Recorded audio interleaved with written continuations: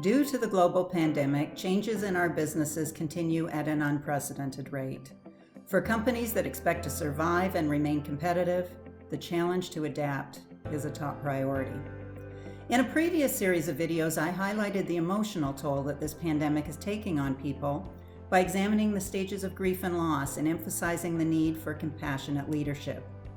In this new series, we'll take a look at why it's so challenging for people to change the way they work and take advantage of the opportunities that are possible. To compare how the neural pathways work in the brain and why changing the way we approach work is so challenging, let's consider an analogy.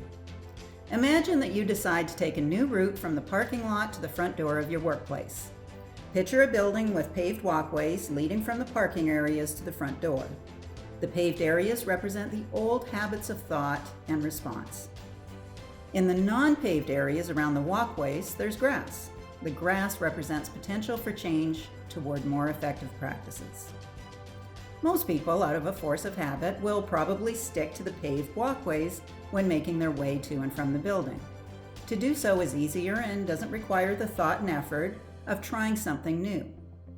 If, however, you decided that the shortest path from your parking space to the front door was not the paved walkway, but rather a shortcut across the grass, you might chart a new course across the lawn. Initially, you might find it less comfortable than the established path. After all, the grass clippings or mud would stick to your shoes. If you were wearing heels, they might sink into the soft dirt. You might even decide it wasn't worth the time you saved and revert to the established path. If so, there would be little evidence of your experiment. The grass would spring up again in good spirits and good health.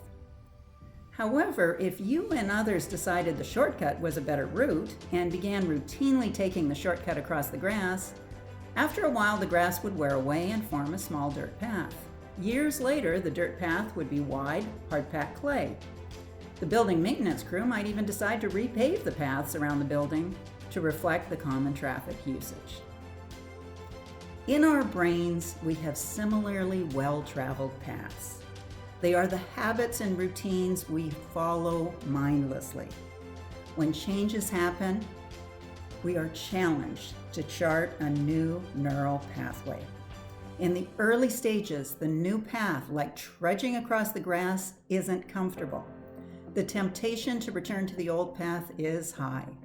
If we stick with it long enough, the new path becomes more familiar and we form new habits. Doing so requires us to make a conscious choice to depart from our comfort zone. The good news is that people can retrain their brain to naturally respond in new ways. The bad news for the time-pressed organization is that this takes a lot of time and practice.